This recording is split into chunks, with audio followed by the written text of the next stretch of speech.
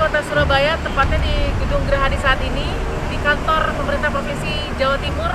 Kita akan meminta tanggapan dari Wakil Gubernur Jawa Timur Emil Dardak yang dulunya adalah mantan Bupati Trenggalek.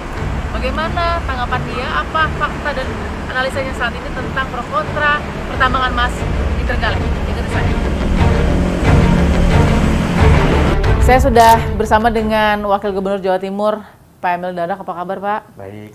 Terima kasih waktunya. Sama-sama. Nah, sebelum saya mau bertanya soal sikap dari pemerintah Provinsi Jawa Timur tentang pertambangan emas yang ada di Trenggalek begitu, saya juga ingin tahu nih, benar nggak sih Pak Wagub juga ikut dalam petisi menolak tambang emas di Trenggalek? Itu saya penasaran, faktanya benar nggak sih Pak Wagub?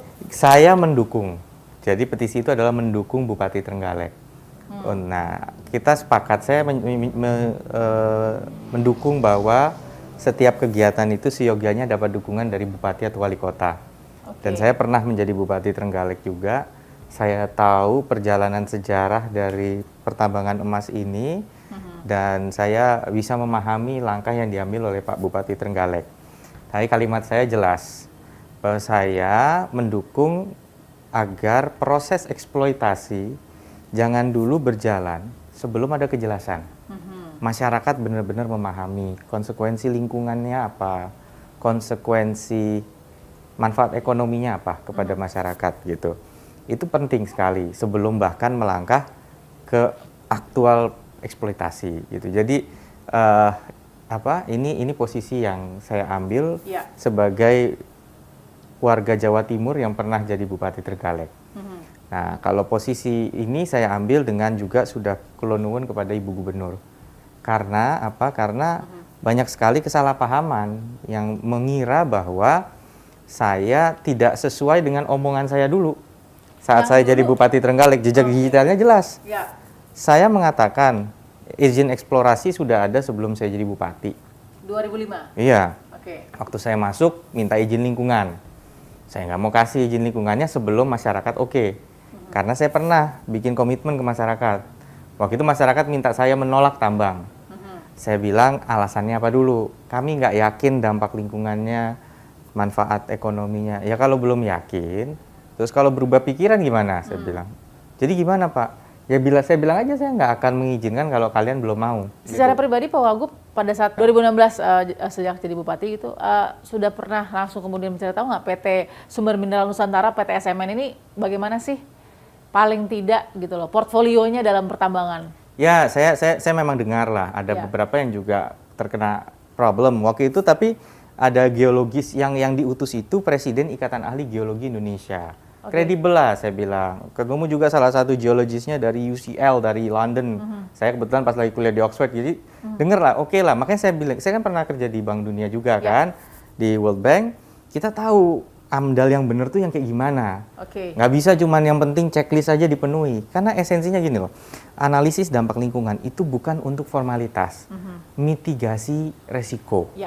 Artinya kita ingin mengantisipasi. Karena kalau hal tersebut terjadi, nggak cuman, saya punya AMDAL, pokoknya saya harus jalan, enggak. Kalau kita di AMDAL bilang tidak akan ada potensi dampak ini, tapi bisa kita atasi. Ternyata tidak bisa teratasi, boleh jalan? Nggak boleh. Karena AMDAL itu adalah antisipatif. Nah, hari ini apa risiko terjadi? Risiko sosialnya. Masyarakat menolak. Ini bagian dari Environmental Social Impact Assessment. Kalau masyarakat hari ini menolak, dan yang penolakannya itu paripurna ya, karena apa? Karena bupatinya juga ikut menolak. Artinya belum clear. Gitu. Kalau dikatakan tarik ulur, tidak ada ketidaksinambungan antara misalnya ya B2G deh, katakan perusahaan dengan government dan pemerintah dalam hal ini kabupaten pada saat itu dan juga provinsi kan sudah diprovinsikan legalitasnya. Gimana? Kalau kerasanya seperti itu, orang petisi sampai masuk gitu artinya. Udah jelas gampangnya gini aja lah. Ini urusan saya sama SMN. Karena SMN itu bisa melakukan eksplorasi waktu itu, saya menggaranti depan publik, gitu loh. Lah terus kalau dia jalan tapi nggak lapor kepada garantornya, nama saya di depan masyarakat bagaimana? Ini etika. Dan sampai hari ini saya nggak merasa diajak komunikasi. Ya artinya saya merasa komitmennya nggak dijalankan. Bukan komitmen aneh-aneh, komitmen kepada masyarakat. Betul. Saya nggak mau jadi pemimpin Trenggalek yang legasinya Trenggalek yang tadinya istilahnya virgin forest, tiba-tiba ditambang dan Bebas liar. publik pun nggak agree gitu loh. Oke. Tapi kalau publik agree, ini adalah resiko bersama kita. Kita ngambil pilihan, ini worth it atau enggak gitu. Nah, kalau sekarang sudah punya izin eksploitasi tapi kemudian nggak mau ada ekstraksi juga dari provinsi, nanti main kucing-kucingan dong jadinya Pak Wagub. di Beda lapangan. gini, ini ekstraksi loh, Ya, tambang ini. pasti ketahuan. Agak beda dengan misalnya dia bangun pabrik Yes. untuk menyerap tenaga kerja yang banyak, ya kan? Itu, yang kayak gitu justru ya kita yang berhadapan dengan masyarakat, kita yakinkan ini bagus untuk kalian. Oke. Tapi kalau tambang, ya tentunya mereka kan banyak social expert, environmental expert. Mereka lah yang harusnya proaktif, bermodal. Emang harus bermodal industri itu untuk punya.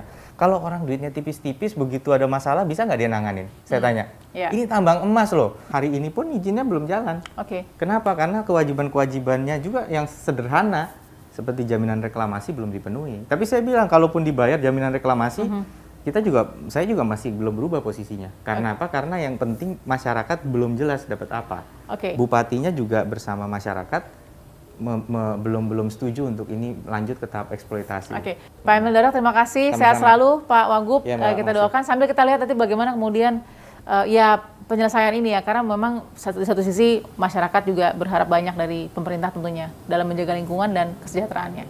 Kita temukan fakta berikutnya.